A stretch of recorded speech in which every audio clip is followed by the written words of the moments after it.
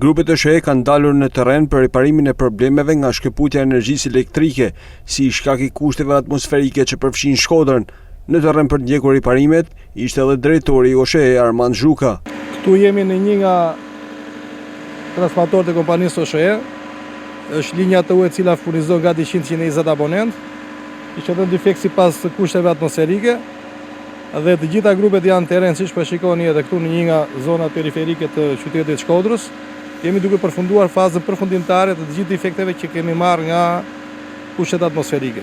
Dëmtimi në rrjetin elektrik gjatë kësaj periudhe ka pasur kryesisht në tensionin e ulët, bën të ditur drejtori i SHE. Qyteti Shkodrës nuk ka pas dëmtime të mëdha, ka pas vetëm dëmtime në tensionin e ulët, pra ka qenë dëmtime të themi sporadike nga ato ne çfarë prisnim me gjithë atë intensitet të shiut dhe të furtunave që kishim, por që jemi përgjigjur mendoj në kohë. Ashtu siç edhe gatishmëria që ishte edhe për festat e fundvitit, ku qyteti i Shkodrës ishte një nga qytetet më të mira pa asnjë lloj defekti gjatë ndërimit të viteve.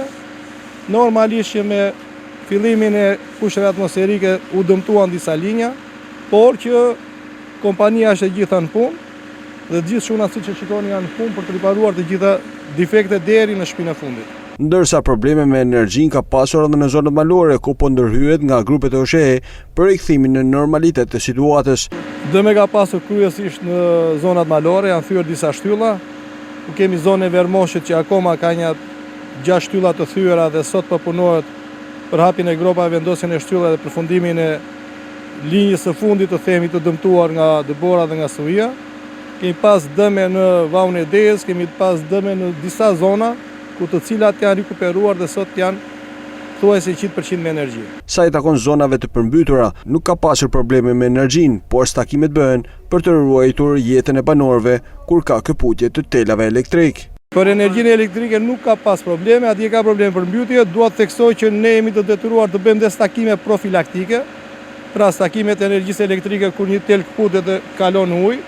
Kjo bëhet për të ruajtur jetën e banorëve, të cilët aksidentalisht mund të psojnë diçka. Pra, shkëputje profilaktike do të ketë sepse janë të detyrueshme.